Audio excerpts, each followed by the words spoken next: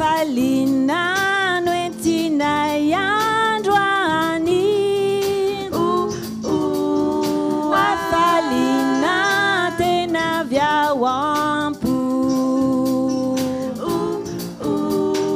Afalina mafani tumani. Apaeri reumamuifu. Resignadi piana nava iana. Sasakaisa tina nue bananda. Afalina tuluchai ampichakana winjai metiahari shumandakiza.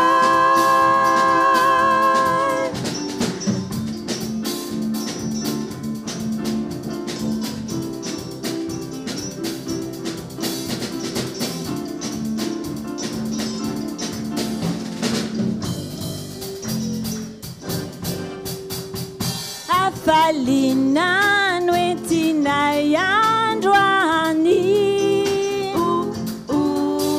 Afalina tena vawampu. Afalina mafani tu mahani. Apaeri reumamuifu. Afalini revela eluka.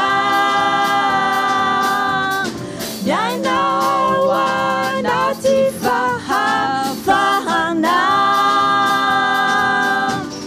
Afalina tuluchai ampichakana winjai metiahari chumandakiza. Afalini revela eluka. Yaina awana tifaha fahana.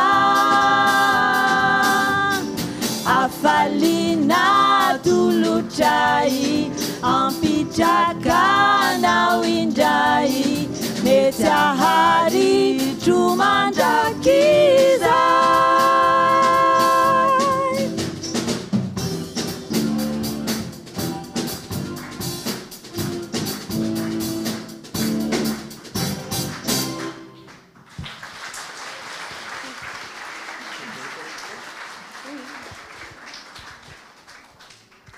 Afalina, ça veut dire la joie en malgache. Maintenant, nous allons continuer par la chanson Alekunia. Alekunia, ça veut dire je préfère le mien. Le mien, pour nous, c'est la louange à Dieu, les chants de louange au Seigneur. Les chansons du monde que tu fredonnes à longueur de journée sont nombreuses et belles. Beaucoup d'entre elles te font du bien et semblent combler ton manque affectif. Mais comme les oies sauvages, elles passent et très vite, tu ressens un vide au fond de toi. Les chants de louange à l'Éternel, elles, t'apportent l'affection du Créateur. Elles te connectent avec notre Père, l'Éternel Dieu, qui lui est bon et fidèle. Lui seul ne t'abandonnera jamais. C'est pourquoi les chants de louange à mon Dieu me sont très chers et je ne les échangerai contre aucune autre. Amen.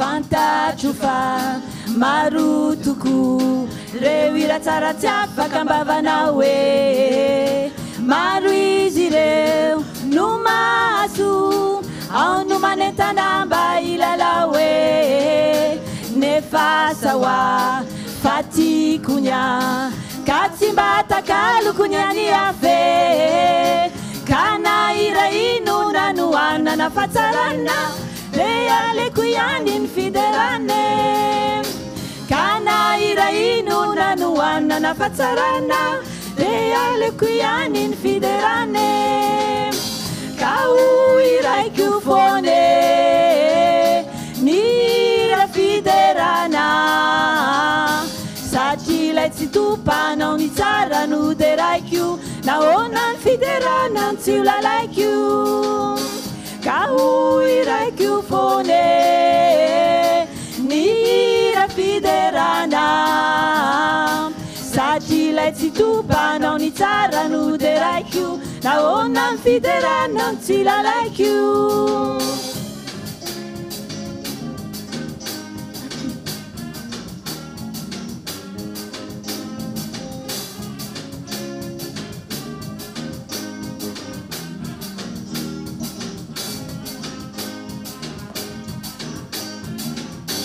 Misiazamu mandrachafu ira izay mandoka ny fery anate ira piti zay mavo nefa de be piti sady be pitade nefa sawa fatikunya katsimba takalukunya ni afe kana ira inu nanuana na fatsarana leale kuyanin fiderana kana ira inu nanuana na fatsarana leale kuyanin fiderane kau ira kufone nira fiderana satila tsitupa nao ni tsara no deraiku naonan fiderana tsiula like you kau irai kufone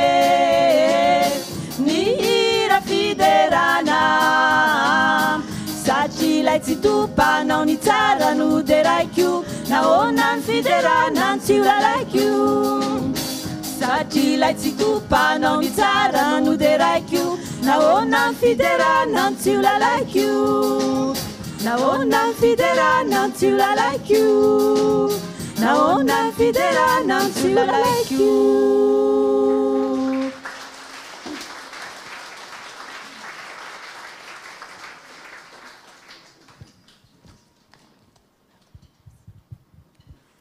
On ne peut terminer sans adresser une prière à notre Dieu, le Dieu tout-puissant, le merveilleux et l'éternel. Père tout-puissant, sois béni.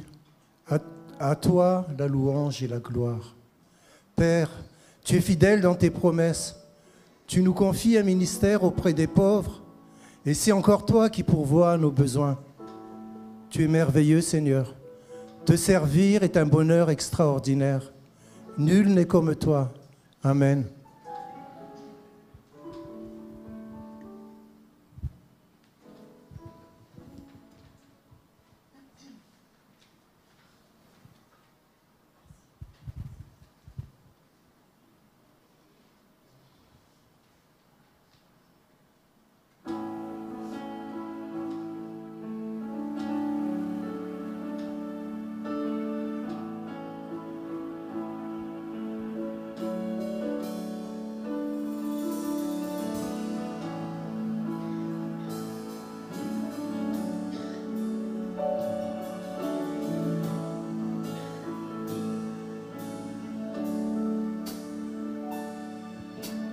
Tu m'as donné ce que je désirais. Tu n'as pas refusé ce que demandaient mes lèvres. Je t'ai demandé et tu m'as donné la vie. et tu m'as comblé, car je me confiais en toi. Ne t'éloigne pas de moi, car tu es pour moi mon refuge, ma forteresse, en qui je me confie pendant toute ma vie. L'Éternel, mon âme te bénit.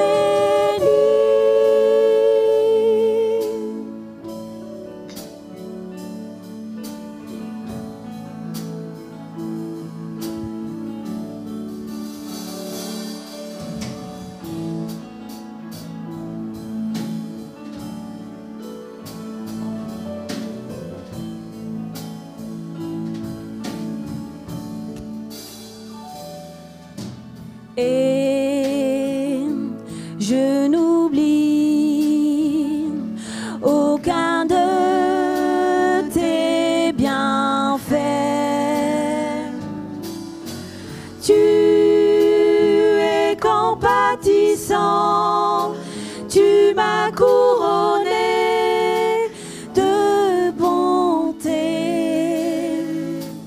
Je t'ai demandé et tu m'as donné la vie, et tu m'as comblé, car je me confiais en toi.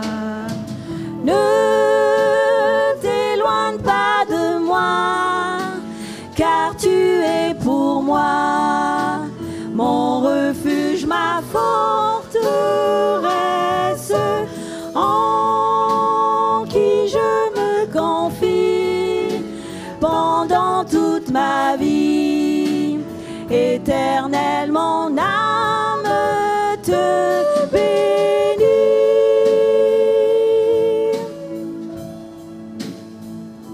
Je t'ai demandé et tu m'as donné et tu m'as comblé, car je me confiais en toi. Ne t'éloigne pas de moi, car tu es pour moi mon refuge, ma forteresse, en qui je me confie pendant toute ma vie. Éternel, mon âme te bénit. Amen.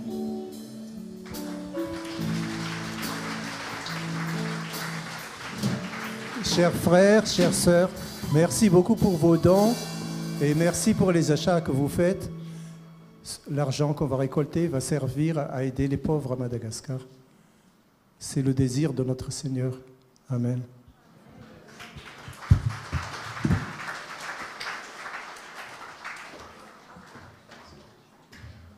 Amen. Gloire à Dieu. Alléluia. Ensemble, nous allons donc dans ce thème. Je vais continuer avec vous ce passage des chambres hautes, les chambres hautes de l'Écriture. On a eu la fois dernière l'occasion de partager sur ce sujet et ce matin, j'ai eu sur le cœur de continuer avec vous, parce que je crois que c'est un sujet qui... Alors, j'ai un problème avec la zapette, mon frère, là, je ne sais pas ce qui se passe. Tu peux mettre, voilà, maintenant une fois que tu as cliqué dessus, tu me laisses, c'est bon, je gère. Merci. C'est un sujet qui la semaine dernière nous a parlé et qui, je crois, ce matin, au travers duquel le Seigneur veut continuer à nous parler. Pendant la réunion de semaine, jeûne et prière de cette semaine, ce jeudi, j'ai partagé deux courtes pensées sur lesquelles je vais revenir ce matin et lesquelles ont parlé au cœur des croyants et je crois bien que cela, à travers de cela, le Seigneur veut encore aussi aujourd'hui parler à notre cœur. Alléluia. Donc, à travers de ces chambres hautes, nous avons vu qu'il y a là une invitation de Dieu pour chacun de nous. Nous avons eu la joie de célébrer, il y a de cela quelques semaines maintenant, le week-end de Pentecôte, ce moment durant lequel le Seigneur a répandu son esprit sur les quelques 120 qui se trouvaient en train de persévérer dans la prière. Alléluia. L'Écriture nous dit qu'il s'était rendu à Jérusalem et là, dans la chambre haute, le lieu où il se tenait d'ordinaire, tous d'un commun accord, on l'a lu, frères et sœurs, eh bien, ils vont persévérer, verset 14, persévérer dans la prière avec les femmes, Marie, mère de Jésus, et avec les frères de Jésus. Et là, l'Écriture nous dit eh bien, qu'ils vont être tous ensemble le jour de la Pentecôte, remplis du Saint-Esprit. Amen. J'aime, je le répète, je l'ai dit la semaine dernière, je crois, mais j'aime à dire que Marie est une pentecôtiste. Amen. Ne déplaise à nos amis catholiques. Marie est une pentecôtiste. Je peux entendre un grand amen? Amen. Alléluia. Elle parlait en langue. Elle exerçait les dons spirituels. Elle était remplie du Saint-Esprit. Gloire à Dieu. Amen. Et il n'y a pas quelques mouvements de la chrétienté qui a le droit de s'emparer de cette figure. En réalité, elle était là aussi dans la chambre haute. Et elle aussi était remplie du Saint-Esprit. Amen. Nous avons vu ensemble, je reviens assez rapidement là-dessus, que notre erreur souvent, c'est de cantonner la chambre haute à cette expérience. C'est là où le Seigneur a rempli les disciples, c'est là où le Seigneur nous invite à pouvoir nous tenir à l'image des disciples pour pouvoir persévérer dans la prière. C'est là où le Seigneur veut nous donner rendez-vous et lui aussi, bien comme dans le passage de Acte 2, il veut nous communiquer ses langues de feu et il veut nous remplir de sa présence. Et on a raison de s'attacher à cela. Mais la Pentecôte, c'est plus que cela. C'est plus que cela. La chambre haute, c'est plus que cela. C'est aussi, et on a eu l'occasion d'aller voyager donc au travers des chambres hautes et on va continuer ce matin. Et on a vu ensemble eh bien, que c'est aussi cet endroit dans lequel le Seigneur veut nous communiquer une parole. Amen. La chambre haute de Églon, roi de Moab. Je ne vais pas revenir là-dessus, mais juste le verset 20, il est écrit que Ehud l'aborda, il est juge en Israël, et il va lui dire, je mets en caractère gras, j'ai une parole de Dieu pour toi. J'ai une parole de Dieu pour toi. Et bien sûr, le texte nous semble vraiment glauque, sanguinolent. L'Écriture nous dit que Églon va se lever de son siège et Ehud va s'avancer la main gauche, il va tirer l'épée de son côté droit et il va lui enfoncer dans le ventre. La poignée même entraperait la lame et la graisse, dire comment il est corpulent, se refermant autour de la lame car il ne retira pas du tout la ventre de l'épée qui sortit par derrière. C'est vraiment sanguinolent et on se demande pourquoi c'est écrit dans la parole. Mais le Seigneur nous parle au travers de ce passage dans lequel est définie la cruauté humaine, mais il veut aussi nous enseigner ces choses. Nous sommes parvenus à nous aujourd'hui qui sont à la fin des temps pour nous servir d'instruction, la Bible nous dit. Et quand il nous est parlé de cette épée qui a transpercé l'être du roi Églon, eh bien en réalité elle nous parle aussi de cette épée de l'esprit, amen, que l'on découvre dans l'épître aux Hébreux au chapitre 4 aussi, qui veut littéralement transpercer nos âmes. Amen. Et la chambre haute, c'est cet endroit dans lequel on est appelé à persévérer dans la prière, mais aussi dans lequel Dieu veut nous communiquer une parole. J'ai une parole de Dieu pour toi. Amen. J'ai une parole de Dieu pour toi. Peut-être ce matin, eh bien, tu as besoin que Dieu te parle. Eh bien, j'ai une parole de Dieu pour toi aussi. Dieu veut te parler. Il a un mot précis pour toi aussi ce matin. Il ne veut pas que tu ressortes de ce lieu comme tu es entré, mais Dieu te dit ce matin au travers des Écritures, j'ai une parole de Dieu pour toi. Amen. Dieu ne parle pas pour les absents, mais Dieu parle pour les présents. Et peut-être toi, tu es dans ce lieu, tu te poses des questions, tu réfléchis dedans de toi-même, tu te demandes est-ce que c'est la vérité, est-ce que c'est la voie dans laquelle tu dois marcher, est-ce que c'est la présence de Dieu est vraiment là et pourquoi ici, pourquoi par ailleurs. Je voudrais te dire que le Seigneur veut parler à ton cœur ce matin et il te dit j'ai une parole pour toi. Alléluia, j'ai une parole pour toi et je veux parler personnellement à ton cœur ce matin. Alors puissions-nous laisser sa parole ouvrir littéralement notre entendement spirituel, nos oreilles, alléluia, pour que nous puissions recevoir bien avec beaucoup de douceur et d'empressement sa parole. Assez rapidement, je reviens parce qu'il nous faut avancer. Il y a eu cette troisième chambre, c'est la chambre du prophète Élie, dans laquelle bien, le prophète va parler à la femme, la veuve de Sarepta a perdu son fils, il vient de mourir et la veuve est en train de le dire au prophète et le prophète va lui dire « Donne-moi ton fils » et il le prit du sein de la femme, le monta dans la chambre haute où il demeurait et le coucha sur son lit. Puis il invoqua l'Éternel. Alléluia. Ce matin, frères et sœurs, je rappelle ce que je disais la semaine dernière. Peut-être à toi aussi, dans ton foyer, il y a une crise spirituelle. Dieu te dit, donne-moi ton fils. Alléluia. Donne-moi ton fils. Nous aimons les nôtres par-dessus tout. Ils sont notre chair. Ils sont notre sang. Et on peut se dire, mais quel droit il me demande? Mais au travers de ce mot, eh bien, nous entendons la voix de Dieu qui nous dit qu'il est préoccupé aussi par nos enfants, par le salut des nôtres, par les enjeux spirituels qu'il peut y avoir dans nos maisons. Et il nous dit qu'il les aime infiniment au-delà de toute commune mesure, de ce qu'on peut penser, imaginer. Et il nous dit, donne-moi ton fils. Alléluia. Donne-moi cette situation. Donne-moi ta fille. Donne-moi ton mari. Donne-moi ton conjoint, ta conjointe. Là où ça ne va pas dans ta vie, donne-le-moi. Amen. Donne-le-moi. Je suis capable d'engendrer la vie. Alléluia. Et de changer les circonstances. J'avance, bien-aimé. La chambre du prophète Élisée. Là aussi, il y a un autre miracle de résurrection. Mais on s'en est servi juste pour parler de cette réalité, frères et sœurs, que l'Église est appelée à être une chambre haute, communautaire, dans laquelle nous sommes appelés à persévérer dans la prière, dans laquelle nous sommes appelés à recevoir la parole de Dieu. J'ai une parole de Dieu pour toi, dans laquelle nous sommes appelés à partager les besoins les uns avec les autres et voir le Seigneur agir, comme dans la chambre haute du prophète Élie. Cependant, cela n'enlève rien, cette réalité, c'est que nous avons, nous les uns les autres, une chambre haute sur laquelle nous avons besoin de veiller. C'est notre chambre haute personnelle. Amen. Et cette chambre haute, eh bien, ne doit pas, finalement, on ne doit pas se faire, je dirais les choses ainsi, on ne doit pas faire l'économie dans nos vies de cette chambre haute sous prétexte que nous avons la chambre haute de l'Église. Mais alors qu'il y a la chambre haute de l'Église, nous sommes appelés les uns et les autres aussi dans notre vie personnelle à avoir notre chambre haute. Alléluia. C'est-à-dire un temps durant lequel on se retire, dans lequel on va chercher Dieu, un temps d'intimité. Est-ce que tu lis toujours ta Bible? Est-ce que tu pries toujours? J'espère que oui.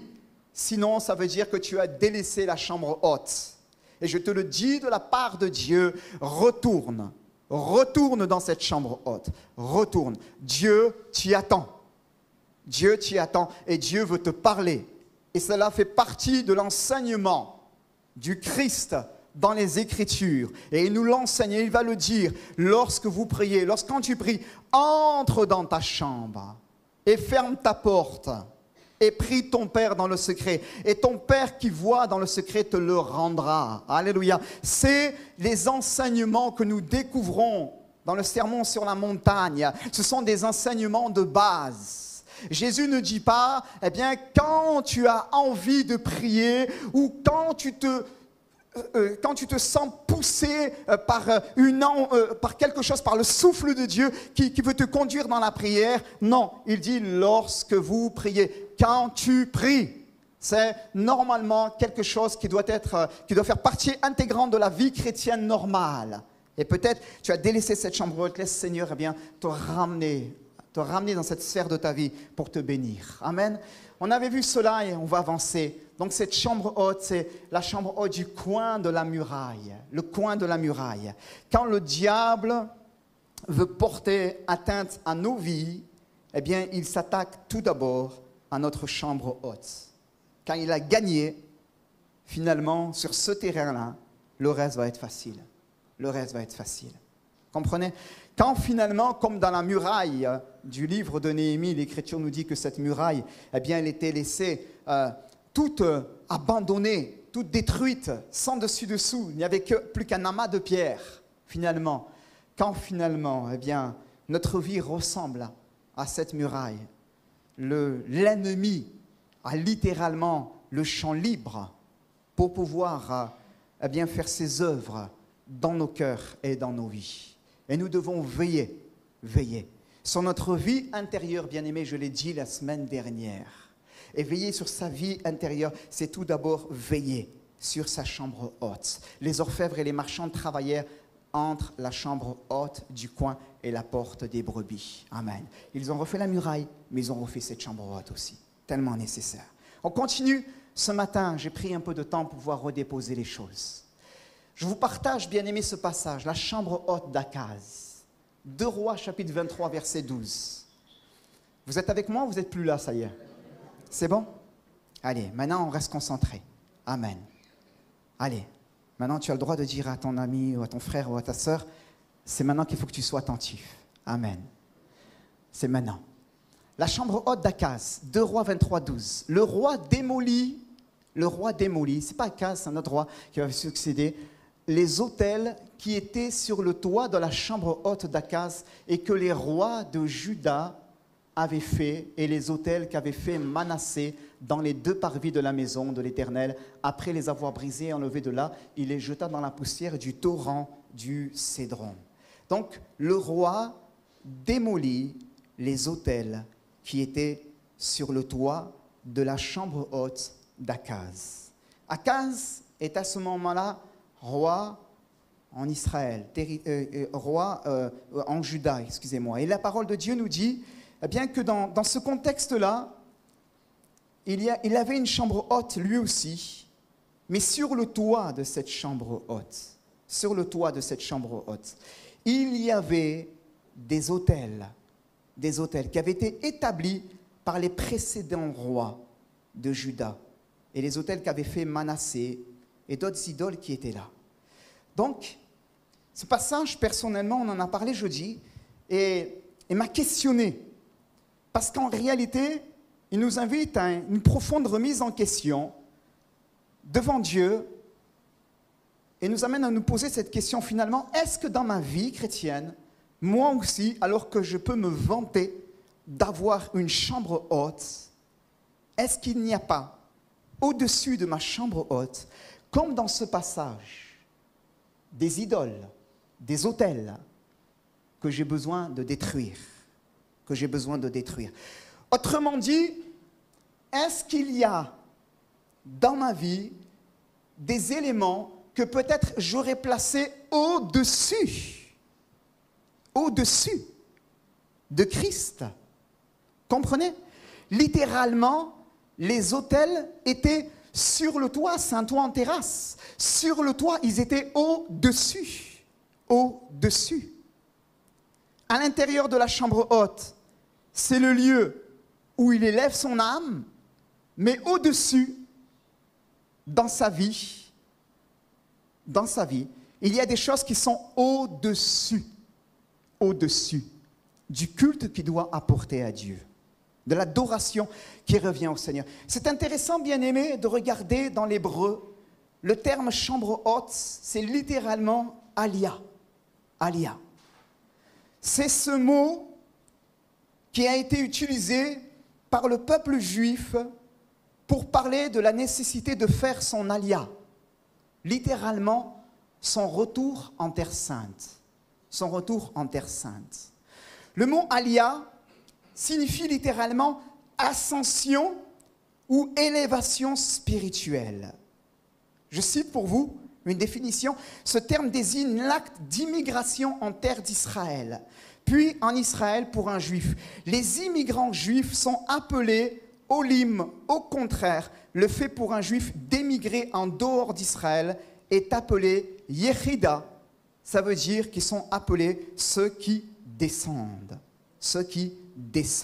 Faire son alia, c'est retourner en terre sainte, mais c'est littéralement une démarche aussi spirituelle, une ascension dans laquelle je veux m'élever vers Dieu. Je veux m'élever vers El Shaddai, El Adonai, le Dieu de mes pères, le Dieu d'Abraham, d'Isaac et de Jacob. Mais qu'est-ce que cela veut nous dire ce matin? Qu'à l'image, finalement, de ces Juifs et de la terminologie biblique que le texte nous propose, nous sommes appelés, nous aussi, dans notre propre chambre haute, à faire notre alia spirituel. La chambre haute, c'est le lieu où je connais mon ascension vers le Créateur. Alléluia. Entre dans ta chambre, ferme ta porte et prie ton Père qui est là dans le secret. Et là, dans un temps de prière, mon âme s'élève vers lui. Elle fait son alia. C'est un temps de communion. C'est un temps durant lequel, je peux m'élever dans sa présence. Alléluia. C'est un temps d'ascension, d'élévation spirituelle. Amen. Mais quand, frères et sœurs, la chambre haute, c'est cela. C'est cela. Mais quand j'en ai fini avec l'expérience de ma chambre haute, et que je ferme la porte sur ma chambre haute, est-ce qu'il n'y aurait pas au-dessus de ma chambre haute des idoles et des autels que j'ai besoin de renverser? Qu'est-ce que finalement, secrètement, dans ma vie, je place au-dessus de Dieu, au-dessus de son nom, au-dessus du culte qu'il doit lui revenir? Comprenez? C'est cela, bien-aimé, la chambre haute. C'est cela. C'est un temps dans lequel j'entre dans sa présence, je reçois de sa part, mais je permets l'examen spirituel. Et Dieu me parle, et Dieu m'éclaire, et il me dit, mon enfant, il y a un autel au-dessus. Il y a quelque chose que tu places au-dessus de ma personne, au-dessus de mon nom. Souviens-toi, je suis un Dieu jaloux. Et l'Écriture déclare, tu adoreras le Seigneur ton Dieu de tout ton cœur, de toute ton âme, de toute ta pensée, de toute ta force. Alléluia, de tout ton être, de tout, pas la moitié, pas la moitié. Et le Seigneur nous parle et nous interpelle et nous amène à cet examen de conscience et de dire, eh bien oui Seigneur, quelquefois, je viens à l'église, je célèbre ton nom, je suis dans la chambre haute, même à la maison où je ferme la porte derrière moi, je suis dans la chambre haute, je célèbre ton nom, mon âme s'élève, elle connaît son alia, elle s'élève vers toi, je suis béni de ta présence. Mais Seigneur, c'est vrai, il y a des choses que toi tu réprimes, tu réprouves, avec lesquelles tu n'es pas d'accord dans ma vie. Et tu mets le doigt ce matin dessus. Qu'est-ce que tu as placé au-dessus de son nom dans ta vie? Qu'est-ce que tu as placé au-dessus de son nom? Je te laisse y répondre et renverser ces autels. Et renverser ces autels. Afin que lui soit seul glorifié et qu'il n'y ait rien au-dessus. Amen. Gloire à Dieu. C'est tout ce qui compte. Une autre chambre haute, c'est la chambre d'Akazia. Akazia tomba par le treillis de sa chambre haute à Samarie et il en fut malade. Est-ce qu'on peut tomber de notre chambre haute? N'est-ce pas ce lieu sûr, cet endroit imprenable dans lequel, lorsque je me réfugie en lui, je ne peux courir aucun risque spirituel? Peut-on tomber de sa chambre haute? C'est une anomalie. Seigneur, je ne comprends pas. Tu m'invites à venir dans la chambre haute et tu me dis que je peux connaître un accident. Explique-moi, Seigneur. Je ne comprends pas. L'Écriture nous dit qu'Akazia était dans sa chambre haute et il y a une rambarde, le treillis, et là il va tomber, on ne sait pas quel geste il a fait, il va en être malade. Il va envoyer consulter Baal-Zébul, je ne vais pas tout lire, bien aimé, et l'Écriture nous dit que Élie le Tishbite va parler de la part de l'Éternel et il va dire, tu ne descendras pas du lit sur lequel tu es monté, car tu mourras. Tu mourras. C'est terrible, hein? Il est dans sa chambre haute, connaît un accident, il est tombé, il en devient malade, les jambes, ça ne va pas dans son corps partout. Et finalement, l'Écriture nous dit que le maître, par la bouche du prophète, va le juger. Et il va mettre une sentence sur sa vie. Et il lui dit, tu ne descendras pas du lit sur lequel tu es monté, car tu mourras. Qu'est-ce que ce texte veut nous apprendre? Quand on regarde la fin du premier livre des rois, nous découvrons que le roi Akazia faisait ce qu'il voulait. Il faisait ce qu'il voulait. Il avait persévéré dans la voie de Jéroboam, dans les cultes, et il faisait pire encore. Pire encore. Il avait des idoles païennes. Il servait les Baals et les Astartés. Et l'Écriture nous dit que ce roi Akazia, qui marchait dans les voies de ses pères, Jéroboam, un roi impie en Israël, va croire que Dieu va être d'accord avec ce qu'il fait. Comme si il était possible dans la vie chrétienne de marcher un pied dans le monde et un pied avec Dieu. Finalement, il y a une partie de moi-même, finalement, l'homme nordine, avec sa volonté, ce que son âme va lui dicter, finalement, va faire ce qu'il veut. Voilà. Et de l'autre côté, de temps en temps, il vient à l'église, il célèbre Dieu. Comme si, il va croire que Dieu était d'accord avec cela.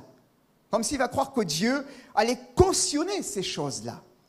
Nous ne pouvons pas, bien-aimés, nous ne pouvons pas courir le risque de marcher un pied dans le monde, loin de Dieu, et un pied avec lui, sans courir le risque, nous aussi, de nous voir être précipités de notre chambre haute. Nous voir être précipités de notre chambre haute. De connaître, nous aussi, un échec spirituel qui sera lourd de conséquences. Akazia, tomba par le treillis de sa chambre haute à Samarie et il en fut malade et il va même en mourir. Akazia tomba de sa chambre haute parce que Dieu l'en a précipité. Parce que Dieu l'en a précipité. Parce que Dieu est un Dieu saint. Et parce que Dieu n'était pas d'accord avec sa conduite immorale, avec ses idoles, avec la manière dont il conduisait non seulement sa vie, mais aussi le royaume. Et ce n'est pas Akazia qui tombe, mais c'est Dieu qui le précipite. Tu n'as pas de part dans la chambre haute quand tu marches à la manière d'Akazia. Tu n'as pas de part dans la chambre haute. Et ce texte m'invite à prendre conscience que Dieu reste un Dieu jaloux, que Dieu reste un Dieu saint. Amen. Eh oui. Et que nous avons besoin les uns les autres de nous examiner à la lumière de la parole de Dieu. Alléluia.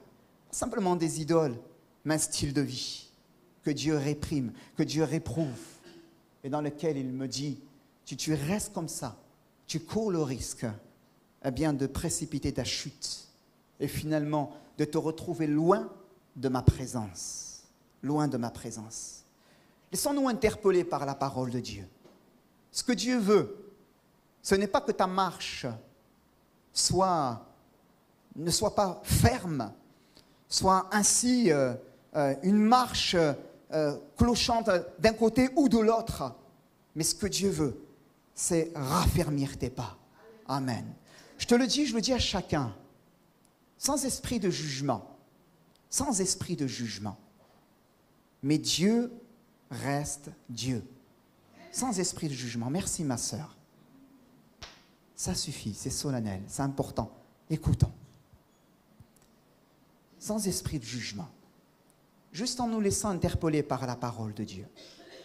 Et en disant, Seigneur, dans ma vie chrétienne, quelquefois, c'est vrai, ça n'a pas été parfait.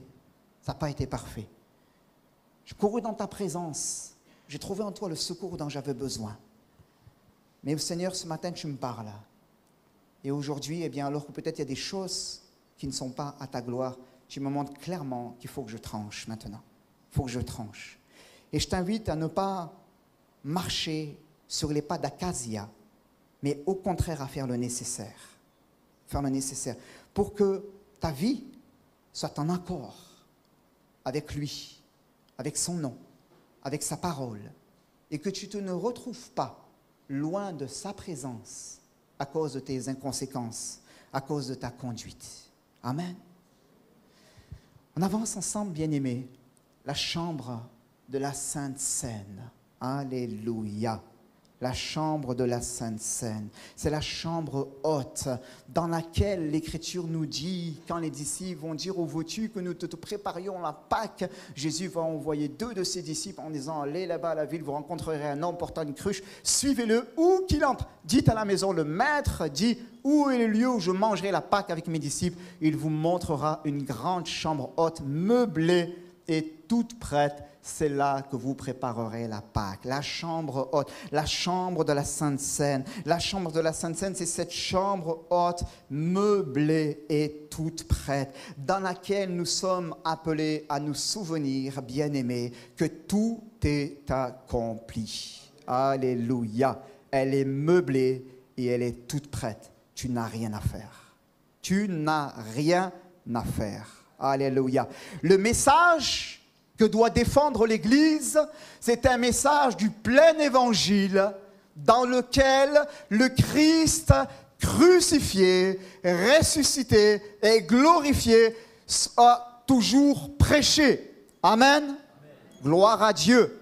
Pas un message galvaudé, pas un message dans lequel, eh bien, on va essayer d'y mêler un peu de psychologie, un peu de ceci, un peu de pensée positive, un peu de leadership, pour essayer de faire de l'homme naturel un homme évolué en Jésus-Christ. Mais un message clair, un message dans lequel la croix de Christ est prêchée, alléluia, dans lequel nous disons tout est accompli. La chambre haute est meublée et toute prête. Tout est accompli. Et dans la foi de ce message, l'homme peut devenir non pas un homme augmenté, comme la science le propose, mais une nouvelle créature en Jésus-Christ. Amen. Je peux entendre un grand amen? Alléluia. C'est tellement important, frères et sœurs. Soyons attachés à ce plein évangile. Soyons attachés à ce plein évangile. Je vais bientôt finir. Permettez-moi juste encore quelques minutes de votre attention. On va s'arrêter, juste celle-là et une autre, et nous allons ensemble nous recueillir dans la prière. La chambre haute de Tabitha, ou Dorcas nommée Tabitha. On découvre son histoire dans le livre des Actes des Apôtres. L'Écriture nous dit que Pierre est en voyage, il visite les églises, et l'Écriture nous dit, le texte est là, il y avait à Joppé parmi les disciples une femme nommée Tabitha, ce qui signifie Dorcas.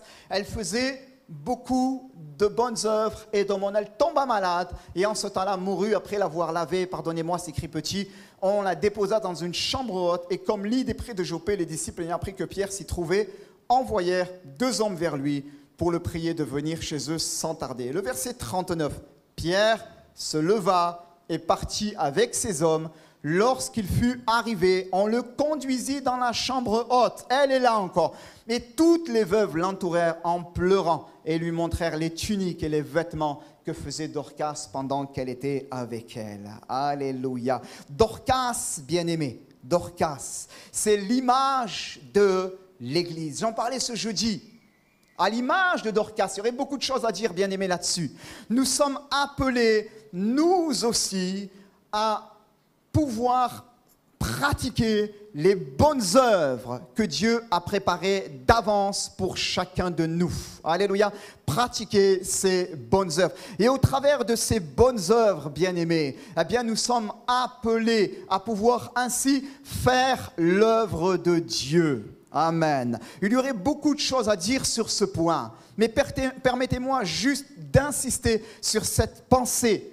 La volonté de Dieu, c'est que l'Église, à l'image de Dorcas, ne s'éloigne jamais de sa vocation première et qu'elle puisse, eh bien, dans ses bonnes œuvres, couvrir, Dorcas faisait des tuniques, couvrir la nudité de ceux et de celles qui ne connaissent pas le Seigneur. Alléluia. Il y a un vêtement que le Maître a donné, on l'a lu tout à l'heure, bien-aimé, qui se trouve dans la chambre haute aussi, meublé et tout accompli au travers de la croix. Il y a un vêtement, c'est le vêtement de sa justice que Christ a prévu de donner à tous ceux qui ont la foi en lui. Notre vêtement de justice est comme un vêtement, un haillon déchiré. Et en lui, nous revêtons le vêtement nouveau. Amen. Nous pouvons être plus blancs que blancs, être justifiés. Et nous, à l'image de Dorcas, appelée Tabitha, nous sommes appelés à faire les œuvres de Dieu pour pouvoir vêtir nos contemporains. Amen. De cette tunique de la justice en Jésus-Christ, afin que la honte de leur nudité ne paraisse pas. Amen. Gloire à Dieu. Alors soyons, frères et sœurs, cette Église. Soyons cette Église. Ne nous éloignons jamais du but que le Seigneur nous a fixé. L'Église n'est pas appelée à faire des œuvres sociales, charitables, combien même nous avons besoin de le faire. Le frère, jeudi soir, en parlait en mission, encore plus une réalité. Mais nous ne sommes pas appelés à faire des œuvres sociales ou charitables. Nous sommes appelés dans le grand mandat du Seigneur à vêtir nos contemporains de cette tunique de la justice. Amen. Qui est le pardon de Jésus-Christ, la nouvelle identité en Jésus-Christ, à travers laquelle les hommes et les femmes peuvent marcher en nouveauté de vie. Et tout le reste, c'est un plus. C'est un plus. Mais ne nous éloignons pas de notre vocation première. Et je termine, bien-aimés, en vous parlant de la chambre de Tychus. Amen. La chambre de Tychus. Il y aurait beaucoup de choses à dire là-dessus. Mais je prie, frères et sœurs, que comme dans la chambre de Tychus, il est écrit qu'il y avait beaucoup de lampes dans la chambre haute.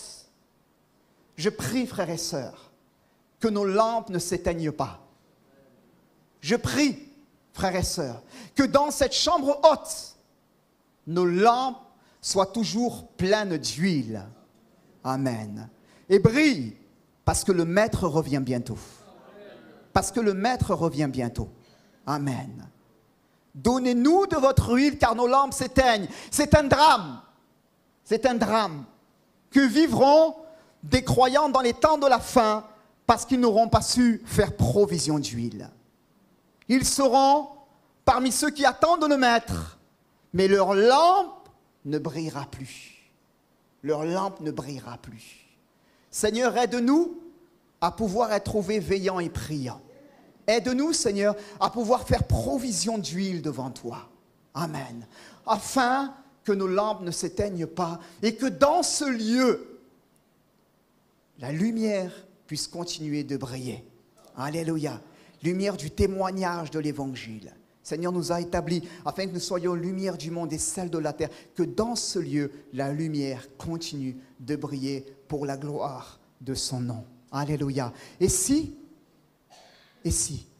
comme Tychus, tu as connu une crise spirituelle dans ta vie, ta lampe brillait, mais à un moment donné, tu as commencé à porter tes regards sur les choses du monde. Il y a un travail qui s'est fait, un travail latent, un travail doucement. Mais ta lampe a non seulement commencé à s'éteindre, mais en plus, tes yeux se sont portés sur les choses du monde. Et si, comme Tychus, toi aussi, tu as connu une chute spirituelle, je voudrais te dire que la volonté du Seigneur, c'est de te relever. Alléluia. C'est de te relever. C'est de te bénir. Amen. Afin que par sa grâce, non seulement tu sois rétabli, amen, que tu deviennes pour plusieurs, comme dans ce passage, le sujet d'une grande consolation, mais plus encore, alléluia, que ta lampe puisse briller tout à nouveau pour que tu puisses éclairer ceux qui se trouvent dans les ténèbres du dehors. Alléluia. Nous prions ensemble que Dieu nous permette, frères et sœurs, de pouvoir vivre la chambre haute. Bénissons Jésus. Merci Seigneur pour ta parole.